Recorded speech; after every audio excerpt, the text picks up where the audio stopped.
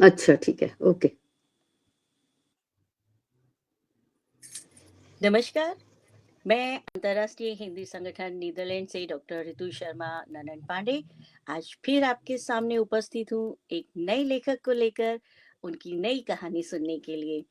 मित्रों, आज हम डॉक्टर कल्पना लाल जी, जो प्रवासी हिंदी साहित्य जगत की एक सशक्त, संवेदनशील और बहुआयामी हस्ताक्षर हैं, जिन्होंने अपनी लेखनी के माध्यम से मॉरिशस धरती पर हिंदी भाषा और भारतीय संस्कृति की अलख जगाई है। 20 अगस्त को उत्तर प्रदेश के मेरठ में जन्मे डॉक्टर कल्पना लाल जी ने मेरठ विश्वविद्यालय से हिंदी और अंग्रेजी में स्नातकोत्तर उपाधियां प्राप्त की और वर्ष 1979 से मॉरिशस को अपनी कर्म भूमि बनाया। डॉक्टर कल्पना लाल जी का साहित्यिक संसार विविधता और गहराई से परिपूर्ण है। उनका प्रथम खंड काव्य अमर गीत 2000 में प्रकाशित हुआ, मॉरिशस के हिंदी साहित्य में एक ऐतिहासिक उपलब्धि माना जाता है, जिसने प्रवासी संवेदनाओं और प्रेम की शाश्वत अनुभूति को काव्यात्मक रूप में प्रस्तुत किया। इसके पश्चात सर शिवसागर गुलाम 2001 में प्रकाशित हुआ, जिसके माध्यम से उन्होंने राष्ट्र निर्माता के जीवन को काव्य में पिरोकर इतिहास और साहित्य का अद्भुत संगम रचा। बाल साहित्य से लेकर गंभीर सामाजिक विषयों तक उनकी रचनाएं एक विस्तृत फलक को स्पर्श करती हैं। खट्टी मीठी मुस्कानें, शशि किरण, आईना जिंदगी का, एक चिट्ठी माँ के नाम तथा नवनीतम कृति में धूप छांव जैसी काव्य पुस्तकों में जीवन के विविध मानवीय संवेदनाएं और प्रवासी अनुभव अत्यंत मार्मिक रूप से अभिव्यक्त हुए हैं। वहीं अपराजिता कहानी संग्रह में नारी जीवन की संघर्ष गाथा और आत्मबल की प्रेरक कहानियां पाठकों को गहराई तक स्पर्श करती हैं। डॉक्टर कल्पना लाल जी के साहित्य में गिरमिटिया इतिहास, भारतीय मूल के प्रवासियों का संघर्ष, सांस्कृतिक पहचान और मानवीय मूल्यों का सजीव चित्रण देखने को मिलता है। वे न तो केवल एक सशक्त लेखिका ही हैं, बल्कि हिंदी भाषा की प्रचारक, सांस्कृतिक सेतु और साहित्यिक आयोजनों की सक्रिय संचालका भी रही हैं। तो आइए हम आज उनका स्वागत करते हैं अपने मंच से। आदरणीय दीदी, मंच पर आपका स्वागत है और साथ ही हमारे आज इस आभासी पटल से जुड़े हुए सभी दर्शकों और श्रोताओं का भी मैं हार्दिक अभिनंदन करती हूँ। दीदी, मंच आपका है। धन्यवाद ऋतु जी। मंच पर आपका स्वागत है। धन्यवाद। आपने सर्वप्रथम तो मैं आपका आभार प्रकट करना चाहूंगी कि आपने मुझे अपनी बात रखने का, कुछ कहने का अवसर प्रदान किया। अब अगर आपकी आज्ञा हो तो मैं उन गिरमिटियों से जो भाई बहन आए थे उनके बारे में कुछ कहना चाहती हूँ, जो देश छोड़ करके अपना आए भारत से और यहाँ आकर उन्होंने अपना घर, नया घर बसाया। उनके ऊपर एक कविता है। मैं चाहूंगी कि हमारे जो श्रोता हैं वो इस कविता को अवश्य सुने और गिरमिटिया क्या थे, कैसे आए और कैसे उनका जीवन रहा, उस पर ये कविता आधारित है। स्वागत है दीदी, मंच आपका है। इसका शीर्षक है ददिया का संदेश। दादा दादी आए रलन बिहरवा के गांव से, भोजपुरी में है। दादा दादी आए रलन बिहरवा के गांव से, भोजपुरिया लाए रलन अपन संगे गांव से। सपनवा के पाछे पाछे मोरिसवा उतर गैलन, पाथर तरे सोना बाटे, सुनी सुनी हाय ऐलन। गिरमिटिया नाम पड़ गल, सूरतिया उतर गैलन, कृष्णा नाम छूटल बाटे, किसुनवा ऊ हो गैलन। आपन देश आपन माटी आज सब छूटल बाटे, रामायण औरी गीता यही दोनों आपन बाटे। खेतवा में चुअल पसीना, सोनवा पनप गल, मेहनत के फल मिलल, गनवा महक गल। गनवा मीन्स गन्ना। महावीर स्वामी के धजा आज सगरो लौकेला, संझा बारे बेटवा मैवा आरती गावेला। आधा पेट भात खैके आधा पेट भात खाई के आधा पेट कोड़ा खैली, आपन जांगर लगाई के सांझ फजीर गारी खैली। गोरवा के राज में माँ, गोरवा के राज में माँ हम भारी दुख उठैली, आंसुअन के घूंट पी पी लइकन संग मुस्कैली। चौपाई रामायण के हमनी के शक्ति देई, चौपाई रामायण के हमनी के शक्ति देई, केकर दुआरी जाकर ठोकी, पड़ल पर न होवे कोई। चाहे हम रोइली, चाहे हम रोइली, चाहे दुख उठैली, हिम्मतवा के लाठी बेटो कब्बो ना गिरैली। दादा बांधे धीरज हमरा समझैयन, दादा बांधे धीरज हमरा समझैयन, मोती नियन असुअन के अब ना बहैये। हमनी के दिन देखबे सोना नियन आई है, भर पेट खैबे और सुख से सब रहिए। गोरवा अंग्रेजा अपन देश चल गल, हम तो खुशी से रोइली, ऐसन कब होइए। आज तू देखे बेटबा सपनवा सच हो गल, गोरवा अंग्रेजवा अपन देश चल गल। सोनवा नियन मोरिस हमनी के मिल गल। आज सबके चाहेला मिलजुल के जिए के गोर के करिया बाटे, ई सब भुलाई के। दंगा फसाद बाबू तोहरा ना चाही, दंगा फसाद बाबू तोहरा ना चाही, लड़बे झगड़बे तो कैसे निभाही। हमर देवल शिक्षा हृदय में धर ले, ई ना भूलैबे कबो परनवा तू कर ले। यही बस करजवा तो पर एका निभइए, अपन परिवार नियन ई देश के समझिए। नाता जे जोड़िबे तू अपन ई देश से, फलिबे तू ददिया के आशीष से। वाह, बहुत सुंदर दीदी, बहुत सुंदर। ये आपने एक पूरा वृत्त चित्र हमारे सामने रख दिया, और किस तरह से भारत से लोग गए कॉन्ट्रैक्ट पर मॉरिशस, और मॉरिशस में क्या उनके साथ बीता, कितने कष्ट सहे, गन्ने के खेतों में काम किया, लेकिन फिर भी दादी का आशीष जो रहा, आजी का आशीष जो रहा, उससे वो सब कष्ट थोड़े थोड़े कट गए। तो बड़ों का आशीर्वाद हमारे लिए बहुत जरूरी है, हमेशा फलता है। जी दीदी, बिल्कुल। और इसके साथ ही हमारे साथ भारत से एकता कोचर रलन जी, जो स्वयं बड़ी साहित्यकार है, हमारे साथ जुड़ी हुई है। सीमा दास जी बहुत अच्छी कवित्री भी हैं, लेखिका भी हैं, हमारे साथ जुड़ी हुई है और आपको सादर प्रणाम प्रेषित कर रही हैं। तो बहुत अच्छा लग रहा है, लोगों को आपने सुना। जब हमारे मंच पर अतिथि आते हैं तो हमारे दर्शकों के मन में जिज्ञासा रहती है कि जो लेखक हैं उनकी सृजन यात्रा कैसे शुरू हुई, और यही प्रश्न हमारे दर्शकों का आज आपसे भी है कि आपने जो लिखा उसकी प्रेरणा आपको कैसे मिली, कैसे आप लेखन की ओर उन्मुख हुई। मंच आपका है। बिल्कुल, मैं तो खुद बताना चाहूंगी कि कैसे प्रेरणा मिली। एक देश से निकल के आप दूसरे देश में जाइए और वहां जाकर को आप कैसे आगे बढ़ते हैं, ये कोई आसान काम नहीं है। चलिए तो आते हैं अब लेखन की प्रेरणा पर, जिसके लिए मैं आपकी आभारी हूँ। और इधर जो है एक लेखक है मॉरिशस में, प्रहलाद रामशरण जी।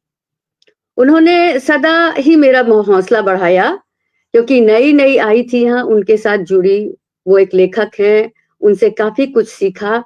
और जब मैंने फ्रेंच लेखक बेर्नार्डे दे सेंपियर की पुस्तक पॉल और विर्जिनी का काव्यानुवाद में कर रही थी, तो उनका आशीर्वाद सदा मेरे ऊपर रहा। और मेरी पहली कृति जो थी वो मॉरिशस के हिंदी साहित्य के प्रथम खंड काव्य की श्रेणी में उसको स्थान मिला। और उसका लोकार्पण भी महात्मा गांधी संस्थान में हुआ। प्रहलाद रामशरण जी ने सदा ही एक गुरु का कर्तव्य निभाया, और मैं सदा ही उनकी आभारी रहूंगी। उनके ग्रुप में जुड़ करके मैंने बहुत कुछ सीखा, क्योंकि पहली बार जब आप किसी नए देश में होते हैं तो आपको आवश्यकता पड़ती है कि आप वहां किसी से मिलें, और वहां के लोगों से मिल करके आप वहां का जीवन सीखें, वहां के जीवन में क्या है क्या नहीं है, क्योंकि भारत और मॉरिशस में बहुत अंतर है। तो ये सब मुझे जो है उनके यहाँ उनके कार्यक्रमों में जी। जाने के बाद जो है सीखने को मिला और मैं उनकी आभारी रहूँगी और उन्हें नमन करती हूँ। वाह! तो अगला प्रश्न जो है ये बहुत अच्छी बात है कि आपको जिन्होंने रास्ता दिखाया मॉरिशस में, आप अभी तक उनकी आभारी हैं और उनका आभार मानती हैं कि उन्होंने आपका मार्गदर्शन किया। अक्सर लोग भूल जाते हैं, लेकिन ये अपने आप में आपकी विनम्रता है कि आप अभी तक ये मानती हैं कि एक गुरु के रूप में उन्होंने आपको मार्गदर्शन किया। जो दूसरा प्रश्न हमारे दर्शकों का है वो भी बहुत खास है क्योंकि आप भारत में जन्मी हैं और जी। भारत में आपकी पढ़ाई भी हुई और फिर आप मॉरिशस प्रवास कर गई। तो भारत से मॉरिशस की यात्रा और उस पे जो साहित्य का प्रभाव था, उसके विषय में हमारे दर्शक आपसे जानना चाहते हैं। बिल्कुल ऋतु जी, देखिए भारत से आप भी आई हैं, आप भी जानती होंगी आप किन-किन परेशानियों से गुज़री, क्या-क्या नया आपको देखने को मिला, आपको समझने को मिला। देश अब किसी नए देश में आइए तो वहाँ आपको जो है समय लगता है कुछ ना कुछ जुड़ने के लिए, अपने आप को उस स्तर पर लाने के लिए। तो ऋतु जी नया देश था, नई भाषा थी, कहें तो सब कुछ ही नया था। और यहाँ तो खास तौर से भाषा भी फ्रेंच बोली जाती है, घर में भोजपुरी बोली जाती थी। तो खुद को स्थापित करना और उस नए वातावरण में नई भाषा क्रेओल को सीखना, ये सबसे भारी मुसीबत थी जो बहुत थोड़ा जिसने समय लिया मेरा और लेकिन उसके बाद जो है नौकरी लग गई तो मुझे ये काम आसान हो गया क्योंकि स्कूल में बच्चों से मैंने उन्हें हिंदी और इंग्लिश पढ़ाई और उनसे जो है मैंने क्रेओल सीखी। तो यहाँ तो परंतु समय जो है सभी जानते हैं अपनी गति से ही चलता है और हमें उसी के साथ चलना भी होता है। अगर हम उसके साथ नहीं चलेंगे, समय के साथ नहीं चलेंगे तो आप अपना रास्ता भूल जाएँगे। आस-पास के लोगों से नहीं मिलेंगे तो नहीं सीखेंगे क्योंकि नया देश है, नई भाषा है, सब कुछ नया है। उसके लिए आप अकेले नहीं चल सकते हैं। आपको आवश्यकता है, आपके चारों ओर लोग रहें, आप उनके साथ रहें और इससे आप ये भी सीखते हैं कि वो देश कैसा है, क्या है, आप वहाँ क्या कर सकते हैं और आपके जीवन में क्या अच्छाइयाँ आ सकती हैं, क्या कहाँ आप अटक सकते हैं। ये भी बहुत सी चीज़ें हैं, लेकिन खुशकिस्मती थी, नौकरी मिली, तो मानो पंख लग गए और जब जीवन अपनी सही पटरी पर आया, तो भारत से मॉरिशस की यात्रा जो है, मानो मेरी सफल हो गई। बहुत सुंदर, बहुत सुंदर। और जो मॉरिशस में जो साहित्यिक गतिविधियां जो हुई आपकी, जैसे कि जी, आपने ऐतिहासिक जीवनी परक काव्य लेखन किया, जी। तो आपने ऐतिहासिक परक जीवनी पर काव्य लेखन करने का ही निर्णय क्यों लिया? हमारे दर्शक आपसे जानना चाहते हैं। देखिए क्योंकि अधिकांश लोग जी, यहाँ फिर वही एक प्रश्न उठता है वही समस्या सामने आती है नए देश की क्योंकि आते ही तो व्यक्ति जुड़ नहीं सकता है लेकिन थोड़ा उसके लिए समय लगता है थोड़ी भाषा की पहचान होनी चाहिए थोड़ा आसपास से आपको सीखना होता है लेकिन ये है कि ऋतु जी आते ही तो आरंभ में लिखना थोड़ा मुश्किल था और नए देश में नई भाषा के चलते तो आपके पास ज्यादा विकल्प भी नहीं होते हैं जो सामने है उसी से आपको काम चलाना पड़ता है ये तो आप भी जानती होंगी आप वहां रुक चुकी हैं इसलिए आपको इसका एहसास है आपको बहुत कुछ नया सिखाता है लेकिन एक नया देश जो है वो आपको बहुत कुछ नया भी सिखाता है और उस देश का इतिहास वहां का जीवन वहां का रहन सहन ये सब जो है पुस्तकों के माध्यम से भी आप सीखते हैं और मॉरिशस के इतिहास को क्योंकि आपने कहा ना कि मैंने ऐतिहासिक क्यों लिया ऐतिहासिक इसलिए था कि वहां का इतिहास आपको जानना है अगर आप कोई ऐसा टॉपिक लेंगे जो इतिहास से जुड़ा हो तो उसके माध्यम से आप उस देश का इतिहास समझेंगे। कैसे वो जो है देश बना, क्यों बना, कहाँ से लोग आए, जैसे भारत से लोग आए थे, उनको गलत रास्ता दिखाया गया था कि हाँ भाई पत्थर के नीचे जो है वो सोना मिलेगा। तो उस समय लोग जो थे नहीं जानते थे ये चीजें, और ये भी नहीं जानते थे कि वो कहाँ जा रहे हैं, किस देश में जा रहे हैं। तो इन सब का असर बहुत पड़ता है। तो इन सबको देख करके आप सोचिए कि जो एक व्यक्ति अपना देश, अपना घर, अपना गांव, परिवार सब छोड़कर आता है और उसे ये कहा जाए कि पत्थर के नीचे सोना मिलेगा, तो ज्यादातर लोग यहाँ बिहार से आए थे। बिहार की भी उस समय हालत काफी खराब ही थी, उतनी सुविधाएं वहां भी नहीं थी। तो लोग जो को और उनको यहाँ पर जो है, जैसे कहते हैं लोगों को बेवकूफ बनाना, वो भी कम नहीं हुआ था। अंग्रेजों ने बहुत उन लोगों को भी गलत रास्ते दिखाए, गलत उम्मीदें उनकी जगाई, और बस इसी तरीके से वो लोग यहाँ आए। और मैंने जो है ऐतिहासिक, जैसे आपने कहा परख काव्य लिखने के लिए क्यों निर्णय लिया, कि इसके विषय से, इस पुस्तक के माध्यम से, उनके इतिहास के माध्यम से, यहाँ के लेखकों के माध्यम से, उनकी परिस्थितियां कैसी थी उनके लिए, ये सब देखते हुए जो है मैं आगे बढ़ी और मैंने अपने आप को उस वातावरण में ढालने का जो है काम इनके आधार पर ही किया, क्योंकि ये मेरे लिए एक चुनौती थी। ऐसे में आप दो देशों के मध्य होते हैं, आप नए देश की परिस्थितियों से अपने उस देश की जहां से आप आए हैं तुलना करने लगते हैं, और जो कि तुलना जो है वो ये शब्द ही असंभव था उस समय। अब तो आप फिर भी समझ सकते हैं इतने वर्षों बाद, लेकिन उस समय जो है वो असंभव लगता था जहां से आप आए हैं। आप सच जानिए, इस ऐतिहासिक जीवनी ने मुझे इस देश को जानने और पहचानने का पूरा मौका दिया, और मैंने स्वयं को उस जगह पर रख कर देखा कि इसको कैसे और कहाँ तक अपना सकते हैं और उसके साथ जुड़ करके कहाँ तक जा सकते हैं। बहुत सुंदर दीदी। ऐतिहासिक जीवियों जो जीवनियां हैं, उन्होंने भी जो है देश के इतिहास के साथ काफी सामाजिक गुत्थियों से अपना परिचय करवाया है। नए लोगों ने से आपको मिलना हुआ, और कहने का तात्पर्य है कि इस नए देश की पहचान जो है वो उस देश के व्यक्तियों से ही, उस देश के जीवन से ही, उनके साथ जुड़कर ही हो सकती है। अन्यथा ये तो एक बहुत मुश्किल काम है कि आप आए और इतनी चीजों को, इतने नए लोगों को, नए वातावरण को जो है आप अपने में समेट सकें। बिल्कुल सही कहा। जब हमें कहीं पे स्थापित होना होता है या बसना होता है, यदि हम उस देश, उस क्षेत्र या उस प्रदेश की संस्कृति, भाषा को जान लेते हैं तो वहाँ का प्रवास हमारे लिए थोड़ा आसान हो जाता है, और जी। वहाँ की संस्कृति को समझना भी आसान हो जाता है, उसमें हम घुल मिल सकते हैं। तो उसके लिए इतिहास और वहाँ की संस्कृति दो बड़े माध्यम हैं, और भाषा के माध्यम से हमारा प्रवास और आसान हो जाता है, क्योंकि प्रवास की हमेशा सुखदायी नहीं होता है, लेकिन आपने उसे बनाया तो ये एक बहुत बड़ी बात है। और बात हो रही है जब आपके काव्य के ऊपर, तो हमारे दर्शक आपसे कुछ कविताएं भी सुनना चाहते हैं। क्या आप हमारे दर्शकों को कविताएं सुनाना पसंद करेंगे?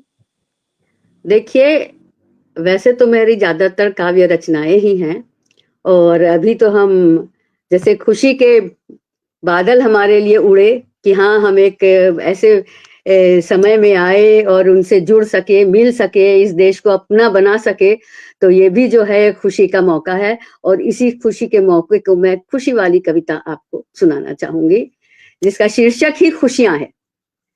खुशियां भी अजीब होती हैं, खुशियां भी अजीब होती हैं, पास आओ तो दूर भागती हैं।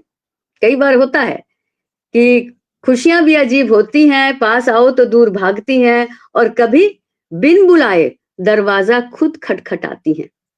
जब उनकी जरूरत हो तो नखरे 10 दिखाती हैं, जब उनकी जरूरत हो तो नखरे 10 दिखाती हैं, अपनी अहमियत हमें दूर से ही बताती हैं।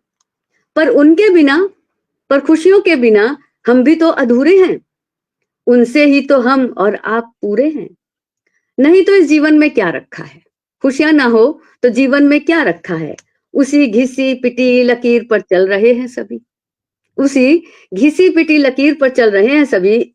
ईमानदारी की मिट्टी में पिस रहे हैं सभी। अपना अंतिम पड़ाव क्या हमें मालूम नहीं? अपना अंतिम पड़ाव क्या हमें मालूम नहीं? खुशियां तो बस को खुशियां तो बस मन को बहलाने का बहाना है। खुशियां तो बस मन को बहलाने का बहाना है। कौन नहीं जानता कि अंत में कहां जाना है?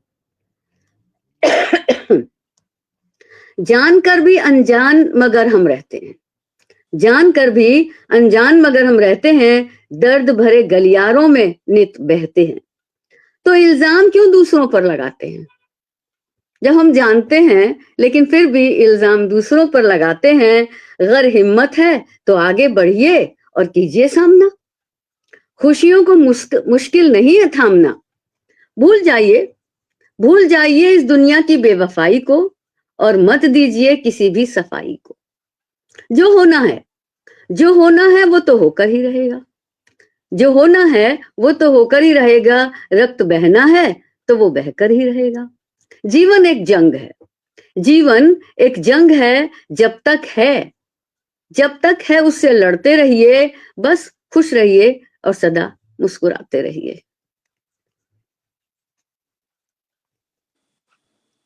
बिल्कुल सही कहा। सबको पता है कि अंत हमारा क्या है, तो खुशी से ज़िंदगी जीनी चाहिए और दूसरों को भी खुश रखना चाहिए। बहुत बढ़िया रचना आपने सुनाई हमारे दर्शकों को। हमारी हमारे साथ सीमा दास जी जुड़ी हुई हैं। उनका एक प्रश्न है कि अम, विदेशों में प्रवासियों को एक आज भी उसी नज़रिए से देखा जाता है या कुछ बदला है? एक टैबू के रूप में उनका कहना है कि उनकी एक जिज्ञासा है जो उन्होंने जी साझा की है हमारे साथ कि अब भी प्रवासी देशों में बाहर से आए लोगों को टैबू समझा जाता है या फिर मानसिकता बदली है। तो वैसे तो सीमा जी आपका जो प्रश्न है वो थोड़ा सा क्लियर नहीं है, क्योंकि अब आज के समय के गए प्रवासी थोड़े से अलग हैं। जो हमारे टाइम में जो लोग गए थे 150-200 साल पहले जो प्रवासी गए थे वो अलग हैं। तो यदि आप संदर्भ बताएं कि किस संदर्भ में आप ये जानना चाहती हैं, जो हवाई जहाज से गए या जो पानी के जहाज से गए? क्योंकि इसमें दो संदर्भ हैं, दो तरह के प्रवासी हैं। तो इसके बारे में दीदी आप कुछ कहना चाहेंगी? अरे तो जी देखिए, जैसे अभी आपने बात की कि हम भी थोड़े जब बाहर से जाते हैं तो हम भी थोड़े से हिचकिचाते हैं, है ना? और लेकिन होता क्या है कि कई बार यहाँ भी शुरू में मैंने देखा है, क्योंकि अब मुझे भी आए हुए जो है 45-46 साल हो गए हैं। तो क्योंकि ये आसान नहीं होता लोगों का एक दूसरे से जुड़ जाना एकदम से। जाते ही आप लोगों के साथ मिल-जुल सकें उनके साथ में, और विशेष रूप से जब जो देश होते हैं जिनमें कि आपकी भाषा और उनकी भाषा अलग होती है। हालाँकि यहाँ पर भाषा उनकी भोजपुरी थी, लेकिन भोजपुरी भी पूरी भोजपुरी नहीं थी। भोजपुरी के साथ में यहाँ की क्रेओल भाषा जुड़ी हुई थी, जो कि आपकी समझ से बाहर थी।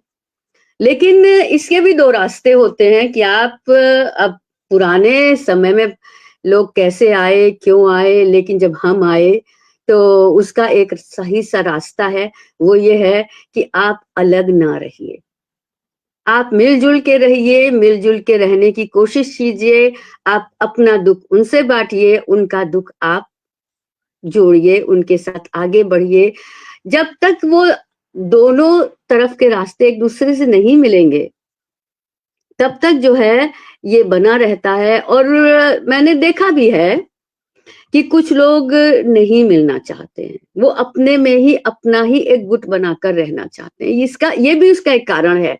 जैसे उन्होंने पूछा, ये भी कारण है, लेकिन जब आप कहीं गए हैं, तो आपको वहाँ पर जो है वहाँ का ही बनकर रहना पड़ेगा, तभी आप लोगों से जुड़ सकते हैं। और जितना आप दूरी बनाएँगे, उतने आप उनसे दूर होते जाएँगे। जितने आप उनके करीब आएँगे, उतना ही जो है उन्हें आपसे प्रेम होगा और आपके साथ मिलकर रह पाएँगे। ये मेरा विचार है, जैसा कि मैंने देखा है, मेरा अपना तजुर्बा है इस बात को लेकर के। और जो लोग, अब पता नहीं लोग कैसे अपने आप को अलग समझें, वो फिर आप अलग ही जी, छूट जाएँगे। बिल्कुल सही कहा और मुझे लगता है कि अब सीमा जी को अपने प्रश्न का या जिज्ञासा का समाधान मिल गया होगा, क्योंकि जब आप कहीं स्थायी तौर पर प्रवास करने जा रहे हैं या निवास करने जा रहे हैं, भारत में भी यदि आप शहर से दूसरे शहर में जब निवास करने जाते हैं तो आपको अपने पड़ोसियों को जानना समझना पड़ता है, उस जहाँ आप रह रहे हैं वहाँ की उस एरिया को समझना पड़ता है, वहाँ के वातावरण को समझना पड़ता है, तो ये तालमेल बैठाना बहुत ज़रूरी है। और अभी इसको कुछ टेबू नहीं कह सकते हैं, ज़्यादातर अपने ऊपर ही निर्भर करता है।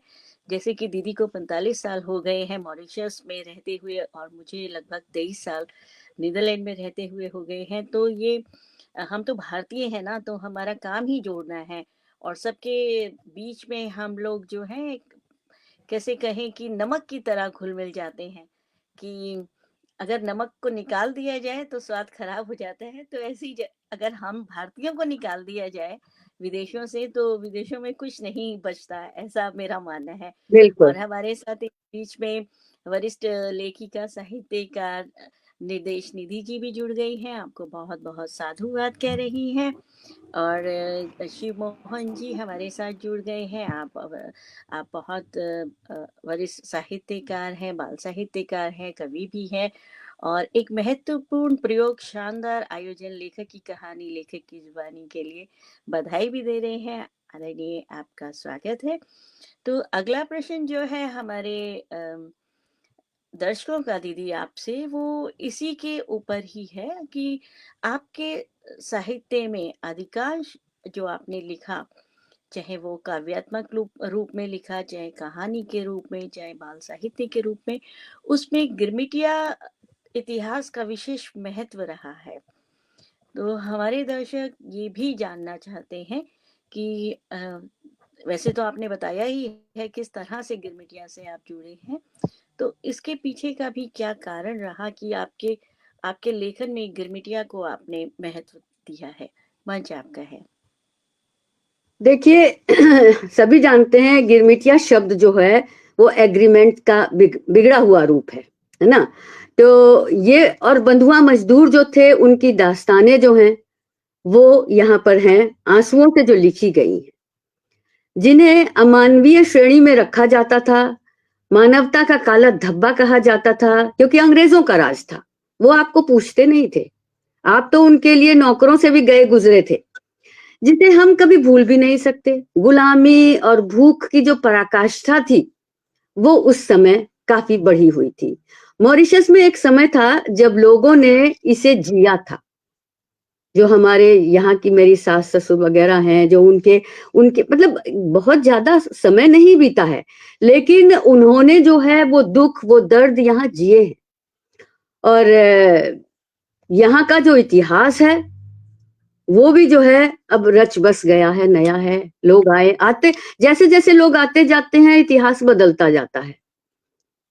और यहाँ जो जैसे आपने कहा कि मैंने गिरमिटिया क्यों रखा, ज्यादातर गिरमिटियाओं के ऊपर, यद्यपि अभी आपने कविता सुनी वो गिरमिटिया पे थी, अभी मेरा गिरमिटिया महाकाव्य है। तो जब मैंने उनके बारे में पढ़ा, उनका उसके ऊपर फिर मुझे लगा कि कुछ लिखना चाहिए, तो मैंने लिखा है गिरमिटिया महाकाव्य। ये महाकाव्य जो है ये दास्ता की प्रकाष्ठा है। कैसे वो दास बन के आए, कैसे रहे, क्या रहा, कितना दर्द उन्होंने सहा, और उस पीढ़ी को जो है भुलाया नहीं जा सकता। ये पीढ़ी जो थी ये बहुत दूर की बात नहीं है, बहुत पुरानी बात नहीं है। जब मैं आई हूँ उस समय भी मुझे जो है मॉरिशस में लगता था कि अभी हम वही अंग्रेजों के ही जमाने में जी रहे हैं। ये तो धीरे धीरे मॉरिशस बदला है, आगे बढ़ा है, उसमें परिवर्तन हुआ है। कुछ कहानियों में भी जो है आपने पढ़ा होगा। और आप्रवासी घाट जो है, अगर आप वहाँ आप्रवासी घाट जहाँ पे उन्होंने अभी तक बना कर रखा हुआ है, अगर आप वहां जाएंगे, वहां के पोस्टर, आप तो गई हैं, आपने देखा होगा, जो पोस्टर आप देखते हैं, जो वहां पे चित्र लगाए गए हैं, अगर आप उनको देखेंगे तो आपकी आंखों से आंसू टपके बिना रह नहीं पाएंगे। इतना दुख, इतना दर्द जो उन्होंने किया, और वो जो चित्र हैं, आप समझ सकते हैं कि उन्होंने क्या जिया होगा। तो यही सब जानने के लिए, क्योंकि मुझे गिरमिटिया इतिहास जानना था, उसे जो है उसके ऊपर गिरमिटिया महाकाव्य की रचना जो है वो मैंने की, और समय लगा उसमें, कम से कम 1.5-2 साल लगे उनको देखना, जो पुरानी पुस्तकें थी उनसे गिरमिटियों के बारे में जानना, ये सब कर। लेकिन और दूसरी एक छोटी सी बात मैं कहूंगी, आप जहां रहते हैं वो आपके जीवन में उतरता चला जाता है। आप कितना चाहें ना चाहें, आप इंग्लैंड जाएंगे तो वहां की भाषा से जुड़ जाएंगे, वहां के लोगों से जुड़ जाएंगे, वहां की बातें कैसे क्या हुआ उस देश में वो जानेंगे। तो वही हाल मॉरिशस का है। यहाँ आकर मैंने भी जो है काफी कुछ जुड़ने की कोशिश की, देखने की, जानने की कोशिश की, और उसको जो है फिर अपने हिसाब से कभी कविताओं में तो कभी कहानियों में तो उनको जोड़ा, उन्हें आगे बढ़ाया। और ये मेरा, ये कहिए कि मुझे बहुत खुशी हुई कि मैंने जो है जो एक यहाँ पर पुस्तक है गिरमिटियों को लेकर के, उसको लेकर के मैंने उससे काफी कुछ सीखा, और फिर उसे जो है महाकाव्य की रूप में उसको, उसकी तैयारी की, उसको बनाया। और सबसे खुशी की बात यह है कि लोगों ने उसे बहुत पसंद किया, और उन्हें पिछले जीवन में क्या हुआ था उसको लेकर के जो है उन्हें काफी कुछ जानने को मिला, जो आज भी जो है जीवन का एक अंग है, जिसे हम कहते हैं अपने से दूर नहीं कर सकते हैं। बस यही कारण रहा कि काफी कुछ गिरमिटियों से जुड़ना हुआ, काफी कुछ उनके बारे में लिखना हुआ, और कैसे क्या हुआ ये सब जो है गिरमिटियों के बारे में है। लेकिन काफी रचनाएं जो हैं उभरती हैं, इसी तरीके से आगे बढ़ती हैं। जीवन से आप बहुत कुछ सीखते हैं, अपने आसपास से सीखते हैं, और जब आसपास से सीखते हैं तो वो आपको कुछ नया सिखाती ही है। और मैं चाहूंगी हम उस पुराने युग से हटकर थोड़ा सा इधर बढ़ते हैं। और जैसे कि आप जानते हैं आजकल आर्टिफिशियल एआई का जमाना है, तो मैं जी उसे लेकर एक कविता पढ़ना चाहूंगी। थोड़ा सा आपको बिल्कुल बिल्कुल उस बिहार से हटाकर थोड़ा सा फिर आपको आज के जमाने में लाना चाहूंगी। और जो ये कविता है मैं ये पढ़ना चाहूंगी। इसका शीर्षक है आर्टिफिशियल इंटेलिजेंस, यानी कि एआई, स्वागत है। जो आज किसी को बताने की जरूरत नहीं है क्या है। छोटे छोटे बच्चे, मेरी छोटी बिटिया है, वो भी जानती है एआई क्या है। तो आइए उसके ऊपर कुछ सुनते हैं। दरवाजे की घंटी बजती, दरवाजे की घंटी बजती तो बस्ता फेंक वो चिल्लाता, दरवाजे की घंटी बजती तो बस्ता फेंक वो चिल्लाता, ए आई मुझे भूख लगी है। आई जो है हम माँ को भी कहते हैं बच्चे, है ना। तो ए आई मुझे भूख लगी है, जल्दी से आ खाना दे। अपने हाथों से उसे खिलाकर पेट मेरा भी यूं ही भर जाता, मन भी गदगद हो जाता, मन भी गदगद हो जाता जब यूं था वो आवाज लगाता। अब तो आदत सी पड़ गई थी, अब तो आदत सी पड़ गई थी आई को, उस आई की। बरसों का ये सिलसिला, बरसों का ये सिलसिला अब भी था चलता जाता। अब भी वो आवाज लगाता आई को और आई दौड़ी जाती। आज अचानक फिर से, आज अचानक फिर से ए आई सुन मैं दौड़ी आई। पूछा तो बोला, पूछा तो बोला आई मैंने कब थी आवाज लगाई। अच्छा, अच्छा कह मैं चुप रह गई, अच्छा कह मैं चुप रही, पर उसकी ये शैतानी भाई। कुछ मिनट ही बीते थे, कुछ मिनट ही बीते थे कि फिर ए आई पड़ी सुनाई। मुस्कुराकर मैंने उसे पास बिठाया, सॉरी, मुस्कुराकर उसने मुझे पास बिठाया और पहेली सुलझाई।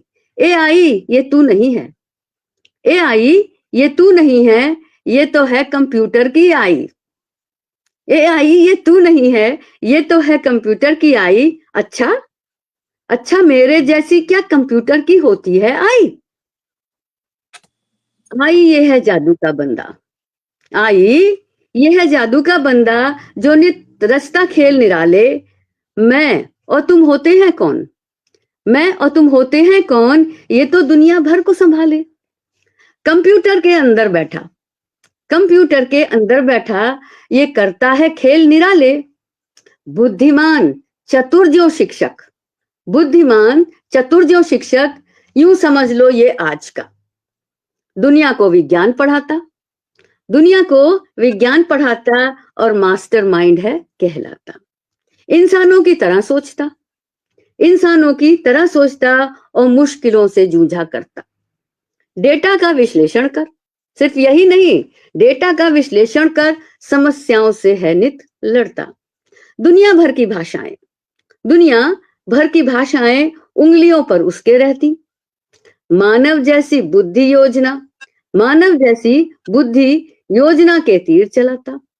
सालों जिस काम में लगते, हमें सालों जिस काम में लगते, पल भर में वो कर देता है। हींग लगे ना फिट करी, वो तो ऐसा अभिनेता है। चल मान गई तेरी बातें, चल मान गई तेरी बातें, पर ये तो एक समझौता है। मशीन भले हो अच्छी, मशीन भले ही हो अच्छी, पर उसका क्या भरोसा है? कब कहां दे जाए धोखा, कब कहां दे जाए धोखा, क्या तुझको मालूम है? कृत्रिमता उतनी ही अच्छी बेटा, कृत्रिमता उतनी ही अच्छी, जितनी अपने बस में हो। सांप बन जो डसले एक दिन, सांप बन जो डसले एक दिन, उसका क्या भरोसा है? बेटा मशीनें अच्छी होती, बेटा मशीनें अच्छी होती, पर नियंत्रण अगर हाथ हो। एआई भी तभी तक अच्छी, एआई भी तभी तक अच्छी, जब तेरी माई तेरे साथ हो। बहुत बढ़िया दीदी, बहुत बढ़िया। क्योंकि आजकल की जो पीढ़ी है, वर्तमान पीढ़ी, वो क्या कहें कि एआई के चक्कर में इतनी फंस गई कि कुछ भी चीज किसी और से पूछने से पहले फटाफट उन्होंने मोबाइल उठाया और एआई से पूछ लेते हैं। आजकल उनके संगी साथी एआई ही हो गए हैं। लेकिन आपने घर आखिर में घर कहा भी। वाले तो बाहर हैं, घर वाले तो बाहर हैं, पड़ोसी हो जी। गए, और हाँ, एआई उनकी अपनी हो गई। बिल्कुल। लेकिन और यहाँ यहाँ मैं एक बात जोड़ना चाहूंगी कि नहीं जानते कल क्या होना है, क्या हो सकता बिल्कुल। है। ये जो चीजें हैं, भले ही हम कंप्यूटर से जुड़ते हैं, भले ही हम मोबाइल से जुड़ते हैं, बहुत सी ऐसी चीजें हैं जहां हम जुड़ भी नहीं पाते, हम जानते भी नहीं है, जो आजकल हो रही है देश में, चारों तरफ जी। हो रही हैं। आपको जानने की जरूरत नहीं है, दुनिया बदल रही है। तो कल क्या हो सकता है, ये हम नहीं जानते। अभी ही इतनी क्या हो रहा है देश में परदेश में, आप सभी जान रहे हैं कैसे हो रहा है, क्या हो रहा है।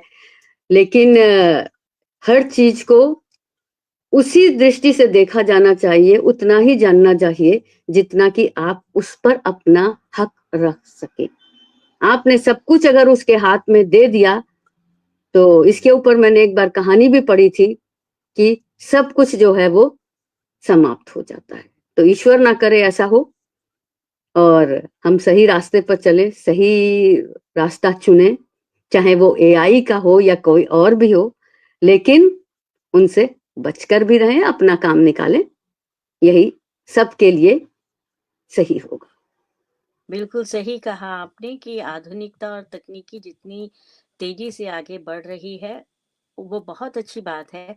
लेकिन उसका उपयोग किस तरह किया जाए, वो हमारे ऊपर निर्भर करता है, हमारी बुद्धि पर निर्भर करता है। और जहाँ तक मुझे लगता है कि इस नई तकनीक को बनाने वाले भी इंसान ही हैं, उनकी ही बुद्धि है जिसमें एआई का, और आई की जगह तो रिप्लेस हो नहीं सकती एआई से। लेकिन बिल्कुल। फिर भी कहीं न कहीं मनुष्य का अस्तित्व और उसका ज्ञान बना रहेगा, ये ज़रूर है। लेकिन हाँ, ये इस बात का ज़रूर ध्यान रखना चाहिए कि तकनीक जो है वो हमारी सुविधा के लिए है, तो वो तकनीक अगर हम उसका दुरुपयोग करेंगे, तो उससे हमें असुविधा भी हो सकती है। इसके साथ बिल्कुल। हमारे साथ जुड़ गई हैं ममता दीक्षित जी। आप बहुत अच्छी कवित्री और साहित्यकार हैं। साथ ही आप एक संस्था है सकोई फाउंडेशन, उसकी संस्थापक भी हैं दिल्ली में, और बहुत बहुत साधुवाद दे रही हैं आपकी बातों के लिए, आपके विचारों के लिए। तो ममता जी, आपका बहुत आभार है। अभी जैसे आपने कविता सुनाई एआई पे, तो हमारे दर्शकों का एक सवाल आ गया है कि आपने अन्य साहित्य के साथ साथ बाल साहित्य भी लिखा है, और जी बाल साहित्य लिखना भी एक बड़ी चुनौती है।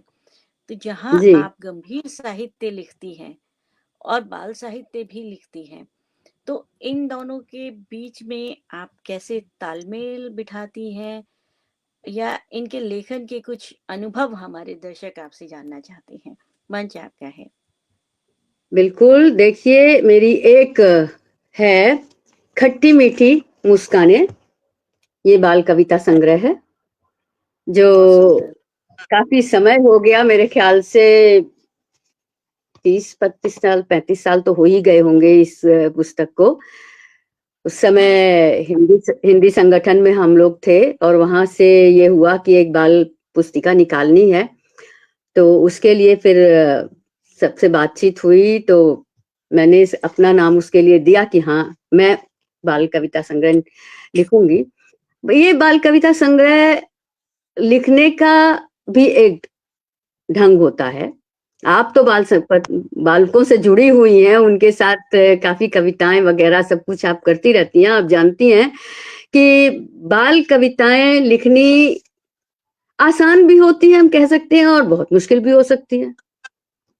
लेकिन आपको ये जानना चाहिए कि आप क्या लिखना चाह रही हैं, किस वर्ग के लिए लिखना चाह रही हैं, किस एज ग्रुप का आप लिखना चाह रही हैं। तो उस एज ग्रुप में हम सभी जानते हैं, हमारे अपने बच्चे भी हैं, आसपास में भी बच्चे हैं, हम जानते हैं बच्चे क्या चाहते हैं। बच्चे क्या चाहते हैं, यही सोचकर, यही समझकर, और इन्हीं बातों को ध्यान में रखकर वो जानवरों की कविताएं सुनते हैं, जानवरों के बारे में जानते हैं। तो आप जानवरों का लीजिए, कुछ नया जानना चाहते हैं तो उसका लीजिए, आसपास में क्या हो रहा है, जो खट्टी मीठी बातें हैं, जो कहानियां हैं, जो आप समझ सकती हैं कि बच्चे उनको पसंद करेंगे, उन कहानियों को ही कई बार मैंने जो है उनको काव्यबद्ध किया है।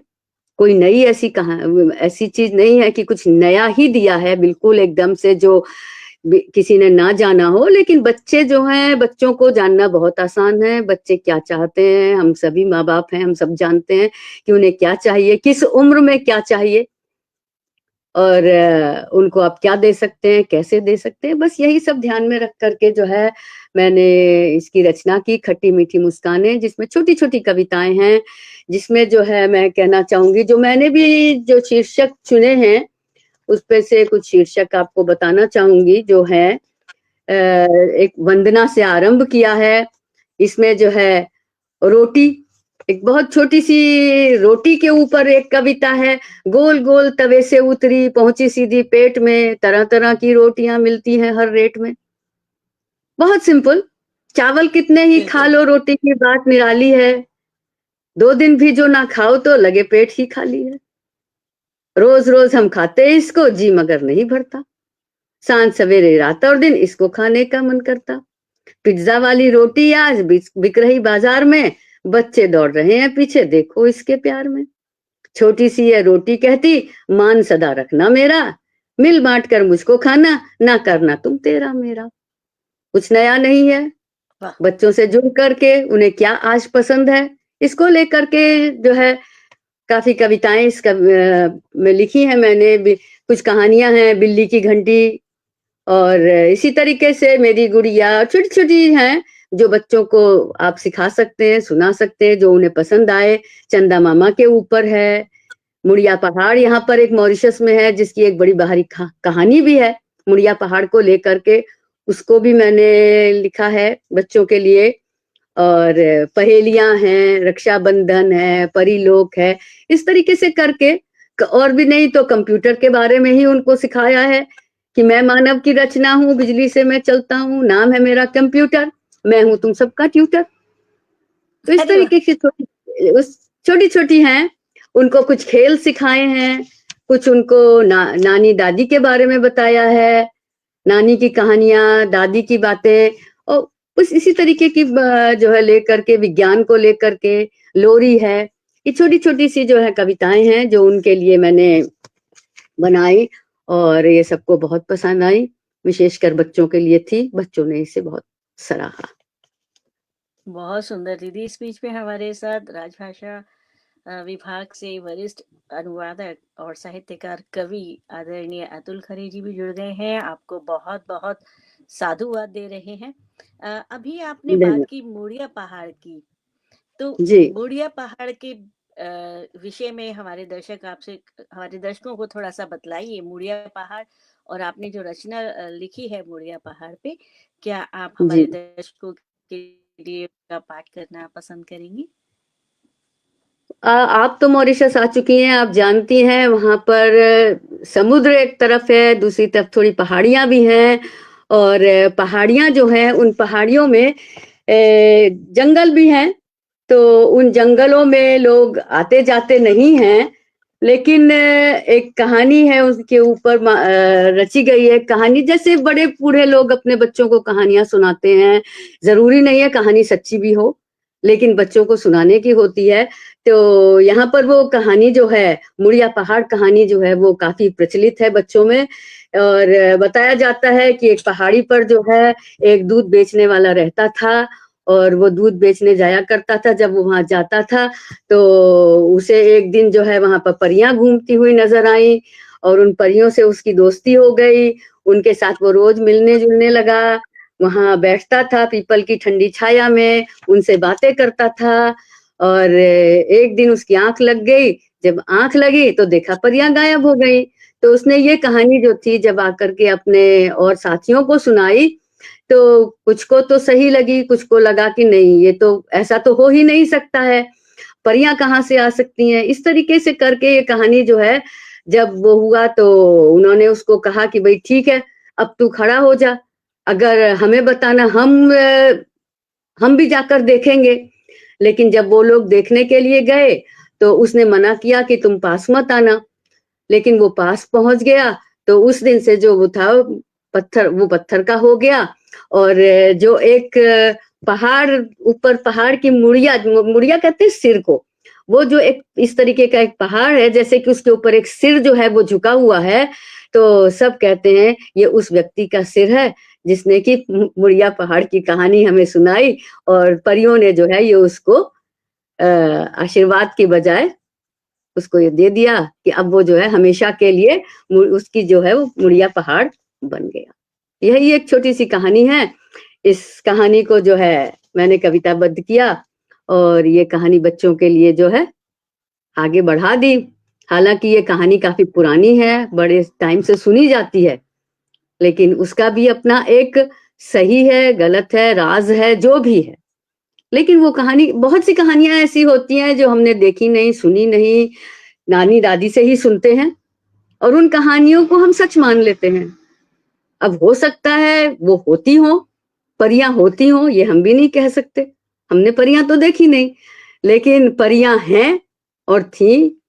यहाँ पर जो गंगा तालाब है, मॉरिशस में आप गई हो आप देखने के लिए, वहां भी कहते हैं परियां जो थी वो इस परी तालाब में तैरती थी, और उस परी तालाब को जो है नाम जो है आज उन्होंने अपने उसको एक पूजा के स्थान के लिए जो है उन्होंने कर दिया है, वहां पूजा होती है, पाठ पाठ होते हैं, और मंदिर बन गए हैं वहां पर। लेकिन वो भी एक परी तालाब के ही तौर से उसका नाम था पहले, जो अब जो है परी तालाब, अब भी लोग परी तालाब ही उसे कहते हैं, लेकिन वो तालाब जो है वो अब पूजा पाठ में काम आता है। बहुत सुंदर जानकारी दी दीदी आपने, और सही कहा, कुछ किंवदंतियां और लोक कथाएं जो कहीं लिखी नहीं गई हैं, पीढ़ी दर पीढ़ी चलती आ रही हैं, और उस समाज, उस देश और उस जो आसपास के लोग हैं, उस शहर गांव कुछ भी कहिए, उसकी वो पहचान हो जाती है, जैसे वो मुड़िया पहाड़ है। इस बीच में जी। हमारे साथ वरिष्ठ बाल साहित्यकार आदरणीय डॉक्टर नागेश पांडे संजय जी भी जुड़ गए हैं, और आपको बहुत बहुत साधुवाद दे रहे हैं। जब हम धन्यवाद। मॉरिशस की बात ही कर रहे हैं, आप तो 45 साल हो गए आपको रहते हुए, आपने मॉरिशस को बदलते हुए देखा, और उसमें हिंदी के हिंदी की यात्रा भी आपने देखी, हिंदी भाषा की यात्रा। तो हमारे दर्शक जानना चाहते हैं, हिंदी भाषा के प्रचार प्रसार में मॉरिशस की भूमिका क्या रही? और विश्व हिंदी सचिवालय भी वहीं पर ही है। तो इस संदर्भ में थोड़ा-सा हमारे दर्शकों को आप जानकारी देना चाहेंगी? जी, बिल्कुल। आप तो मॉरिशस आ चुकी हैं, आप यहाँ विश्व हिंदी सचिवालय में कार्यक्रम कर चुकी हैं, देख चुकी हैं कि उसके कार्य कहाँ तक पहुँच रहे हैं और विश्व हिंदी सचिवालय जो है वो काफ़ी कार्य कर रहा है, हिंदी से जुड़ा हुआ है, वहाँ कविताओं के पाठ होते हैं, वहाँ प्रतियोगिताएँ होती हैं, बच्चों को बोलने का, नाटक करने का मौका दिया जाता है, साथ ही उनकी अपनी पत्रिकाएँ छपती हैं और एक के बाद एक कुछ कोई ना कोई कार्यक्रम वहाँ होता ही रहता है, पुस्तक लोकार्पण होते हैं, जो लोग लिखते हैं उनको सम्मान दिया जाता है। तो ये सब चीज़ें जो हैं जैसे अब आपने पूछा मेरे से कि हिंदी भाषा को लेकर मॉरिशस की भूमिका और कैसे प्रचार वगैरह हुए, तो मॉरिशस जो है इस दिशा में बहुत भाग्यशाली रहा है। और जो आज हिंदी की स्थिति है, वो भी बहुत मजबूत है। क्योंकि स्कूल और कॉलेजेस में जो है वो हिंदी पढ़ाई जाती है। खासतौर से छोटी कक्षाओं में तो लगभग सभी बच्चे पढ़ते हैं जो हिंदू हैं। जो हिंदू नहीं हैं वो अपने उससे भाषा ले लेते हैं और जो हिंदू बच्चे हैं वो उनको जो है हिंदी शुरू में तो पढ़ने की कम से कम ज़रूरत है और उन्हें पढ़ाई जाती है। और निरंतर जो है इस तरीके से आप कहें तो हिंदी जो है मॉरिशस में आगे से आगे ही बढ़ रही है क्योंकि यहाँ संस्थाओं के साथ-साथ सरकार भी इसमें पूरा योगदान जो है वो देती है। सरकार से आपने देखा विश्व हिंदी सचिवालय है, हिंदी संगठन है, हिंदी की और भी संस्थाएं हैं जहाँ पर ये काम होते हैं, प्रतियोगिताएं होती हैं, कहानी लेखन होता है और वो कार्य करते रहते हैं, मिलते रहते हैं, उनके साथ जुड़ करके जो है सहयोग जो है वो सरकार का पूरा होता है। इन संस्थाओं में कुछ नाम मैं जोड़ना चाहूंगी जिसमें है हिंदी संगठन, जैसे मैंने भी आपको बताया, हिंदी प्रचारणी सभा है, विश्व हिंदी सचिवालय है, वहां तो आप कार्यरत रह चुकी हैं, हिंदी लेखक संघ है और महात्मा गांधी संस्थान है जो आगे बढ़ करके हर कार्य में जो है आगे बढ़ता है, लोगों को मौका देता है उससे जुड़ने का। और इसके अतिरिक्त बैठकाएं हैं, मॉरिशस में बैठकाएं बहुत हैं और ये बैठकाएं आज की नहीं है, ये बैठकाएं जो हैं जिस समय मॉरिशस जो है स्वतंत्र भी नहीं हुआ था, मॉरिशस में गिरमिटिया आए थे, उन लोगों ने उस समय ये बैठकाएं आरंभ की थी क्योंकि वो नहीं चाहते थे कि उनकी भाषा जो है वो समाप्त हो जाए। तो झोपड़ियों में रहते थे तो वही पहले तो उनको जो है हिंदी से पढ़ने लिखने की या किसी चीज की उनको इजाजत नहीं थी, वो नहीं कर सकते थे, लेकिन धीरे धीरे उन लोगों ने चोरी छुपे उन लोगों ने जो है, मैं तो नहीं थी लेकिन मैंने जो पुस्तकों में पढ़ा है कि उन लोगों ने जो है इसको अपना राजदार बना लिया था। किसी झोपड़ी में जो है वो पढ़ाइयाँ करते थे, बच्चों को हिंदी से बच्चों को सिखाते थे, उनको देश की बातें बताते थे, उनको अपना सब जितना भी हमारे यहाँ होता है, संयम है या जो भी है, जो भी कार्य हम करते हैं, पढ़ते लिखते हैं, पूजा पाठ करते हैं, वो सब उनको जो है छुप करके सिखाई जाती थी। लेकिन अगर उनको कोई देख ले तो उनको मारा पीटा जाता था, उनको करने नहीं दिया जाता था। लेकिन ये सब जो है चलता रहा और जो है हिंदी आगे बढ़ती रही, बैठकाएं आज भी हैं।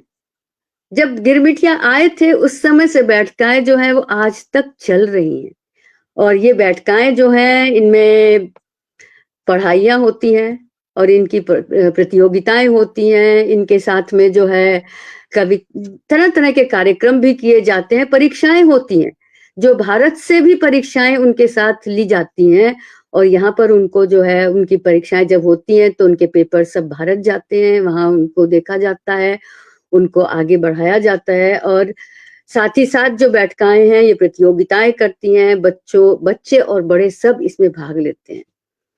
इसके अतिरिक्त अगर जैसे आप कहते हैं प्रचार प्रसार हिंदी का, तो प्रचार प्रसार जो है आजकल हिंदी का जो है प्रकाशन से भी हो रहा है, संस्थाओं से हो रहा है, कितनी नई पुस्तकें आई हैं, काव्य संग्रह बन रहे हैं जो प्रकाश में आ रहे हैं, नए लेखक उभर कर आ रहे हैं। इसीलिए हम कह सकते हैं कि मॉरिशस जैसे लोगों को अब ये पता होना चाहिए कि मॉरिशस में हिंदी की जड़ें जो है वो आरंभ से ही मजबूत थी, लेकिन अब जो है वो और भी मजबूत हो गई हैं। लेकिन इसके लिए भी हमें थोड़ा चिंतित होना चाहिए, अपने आप को सजग रखना चाहिए, जिससे कि हम इसमें ढील ना आने दें।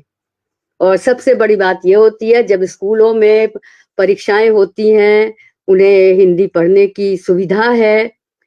अब यहाँ तो महात्मा गांधी संस्थान है जहाँ पे डिग्री होल्डर्स हैं, आजकल अपना सारी पढ़ाइयाँ उनकी होती है, कार्यक्रम होते हैं, सब कुछ होता है।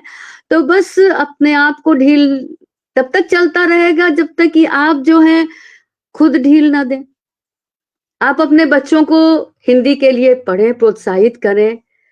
फ्री में पढ़ाई होती है स्कूलों में हिंदी की, लेकिन अगर हम ही जो है उसको ढील दे देंगे, बच्चे कहेंगे नहीं पढ़ना, और आप कह देंगे हाँ ठीक है भैया बेटा मत पढ़ो, बेटी मत पढ़ो, तो क्या होगा। अब मैं आपको इस विषय में बताती हूँ। मेरी छोटी बिटिया है जिसकी माँ रशियन है, लेकिन वो उसको मैं हिंदी पढ़ाती हूँ, वो उसकी हिंदी में पढ़ती है, और सप्ताह में एक दिन वो मेरे घर आती है, सप्ताह में एक दिन मैं उसके घर जाती हूँ, और वो इतनी अच्छी हिंदी बोलने लगी है, हिंदी लिखने लगी है कि मुझे ही देख के कई बार अचरज होता है कि बड़ी। और मैंने अपनी मुट्ठी में रखा हुआ है कि यहाँ पर हिंदी आप पढ़िए, इंग्लिश कंपलसरी है, फ्रेंच कंपलसरी है, उसके पास जो है वो रशियन भी है, और वो अब हिंदी भी पढ़ रही है। तो ये उसके लिए बहुत ही आगे बढ़ने का एक मार्ग है। अब आगे क्या होता है ये तो कोई नहीं जानता, लेकिन ये सब हमारे अपने हाथों में होता है। हम चाहें उसे और जिधर मोड़ना चाहें उसे मोड़ सकते हैं। आप बच्चों को 4 या 5 लैंग्वेज जैसे यहाँ होती हैं वो करा सकते हैं।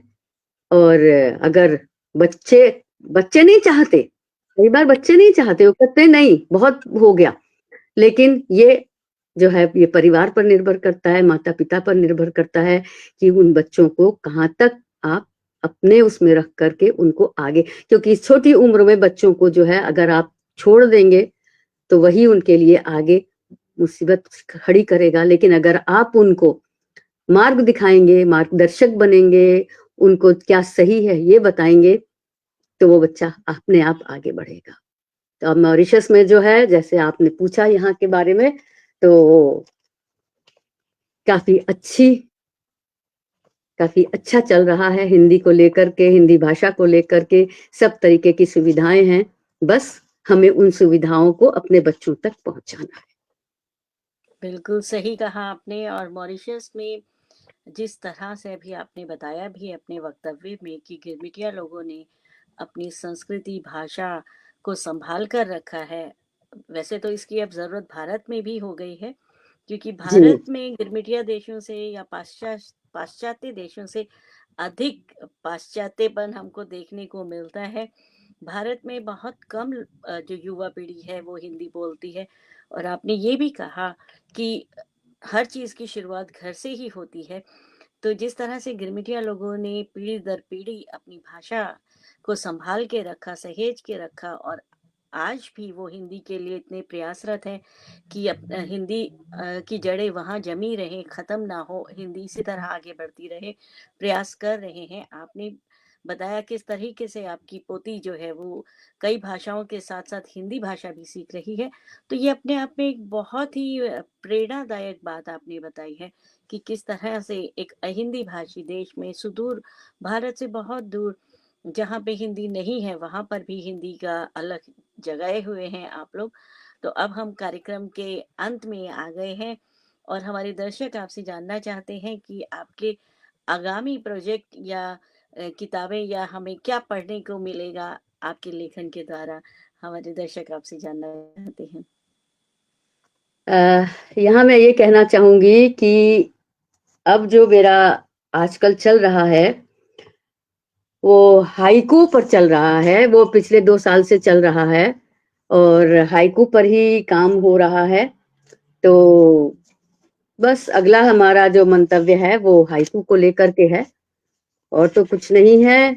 जैसे जैसे जैसे जो भी होना चाहता है कर लेते हैं, ऐसा तो कुछ नहीं है। और अपने हाइकू की बात की, 2-3 हाइकू आपको सुना देती हूँ। स्वागत है। नहीं आसान, 3 पंक्तियों की होती है, 5, 7, 5 से लेकर के। तो नहीं आसान पल पल मरना, नहीं आसान पल पल मरना, जी कर देख। रोज जगाती, रोज जगाती देकर क्यों आवाज, रोज जगाती देकर क्यों आवाज ये खामोशियां। थपेड़े खाता, थपेड़े खाता सहता हंसकर, थपेड़े खाता सहता हंसकर शांत सागर। ये 3 हाइकू आपके लिए मैंने रखे हुए थे। मैंने कहा शायद आपको कुछ कोई प्रश्न उठे जी दीदी। तो भी आ सके। बिल्कुल, क्योंकि हमारे बस दर्शक बहुत जिज्ञासु हैं और कुछ ना अगली कुछ नया पुस्तक जानना हाइकू चाहते पर हैं। ही अगली पुस्तक हाइकू पर ही आधारित आ रही है। अभी थोड़ा समय है, लेकिन रास्ते में है, काम चल रहा है। देखिए कितना समय लगता है। बहुत बहुत आभार दीदी। और मैं कहना चाहूंगी कि डॉक्टर कल्पना लाल जी का साहित्य केवल शब्दों का संकलन नहीं, बल्कि प्रवासी जीवन की आत्मा, स्मृतियों की गहराई और संस्कृति के प्रति अटूट समर्पण का जीवंत दस्तावेज है। तो आपकी सृजन यात्रा इसी तरह निरंतर अनवरत चलती रहे, हम ये शुभकामनाएं देते हैं। और हमें इसी तरह से एक धरोहर के रूप में आपका लेखन प्राप्त होता रहे, पाठकों तक पहुंचता रहे, ऐसी हमारी कामना है। तो इसके साथ ही मैं आपका हृदय से आभार व्यक्त करती हूँ कि आपने अपने अमूल्य समय में हमारे इस कार्यक्रम के लिए समय निकाला, और साथ ही हमारे कार्यक्रम से जुड़े हुए, हमारे आभासी पटल से जुड़े हुए आज के दर्शकों का भी मैं हृदय से हार्दिक अभिनंदन करती हूँ, स्वागत करती हूँ कि उन्होंने अपनी उत्साहवर्धक टिप्पणियों से हमारा उत्साहवर्धन किया और हमारे कार्यक्रम को एक सफल कार्यक्रम के रूप में संपन्न करने में हमारी सहायता की है। तो आप सबका बहुत बहुत आभार है। और अगले सप्ताह हम फिर मिलेंगे एक नए लेखक के साथ, सुनेंगे उनकी कहानी, उनकी जुबानी। और दीदी, आप हमारे दर्शकों को कुछ कहना चाहेंगी? बिल्कुल, बिल्कुल कि उन लोगों वे लोग जुड़े, उन्होंने मॉरिशस के बारे में जाना, अपने प्रश्न किए, प्रश्नों के उत्तर भी उन्हें मिले, और इसके अतिरिक्त अगर वो कुछ और भी जानना चाहते हो, तो आगे बढ़ कर के पूछ सकते हैं उनको, उनकी जिज्ञासा हम पूरी कर सकते हैं। फिर कभी जी मौका हाँ। मिला तो फिर जुड़ेंगे, और इसी प्रकार कुछ और नई चीजें लेकर आपके सामने उपस्थित होंगे। जी, हमारे साथ इस बीच में लेखिका आदरणीय अनीता वर्मा जी, सुनीता पाहुजा जी भी जुड़ी थी। और मॉरिशस की हिंदी साहित्य के आप सशक्त हस्ताक्षर हैं, ऐसा उनका मानना भी है और हमारा भी मानना है। तो आप लोगों का बहुत बहुत धन्यवाद आज के कार्यक्रम से जुड़ने के लिए। अगले सप्ताह हम फिर मिलेंगे, तब तक के लिए आज्ञा दीजिए। शुभ रात्रि। सबको शुभ रात्रि।